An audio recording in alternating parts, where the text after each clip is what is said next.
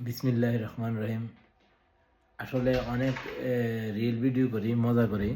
কিন্তু আজকে একটা সঠিক তথ্য দেওয়ার জন্য এখন ভিডিওটা করলাম। এটা হচ্ছে যে একটা সতর্ক বার্তা আরকি। যে আবার ইমো আবার হ্যাক হওয়া শুরু হইছে। গত কয়েক মাস ১ বছর বন্ধ ছিল। আমি নিজেও এই ইমো হ্যাকের শিকার।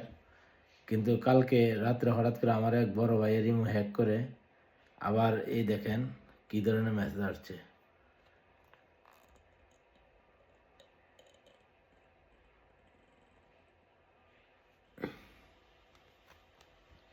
এটা ভিডিও দেখা যায় না।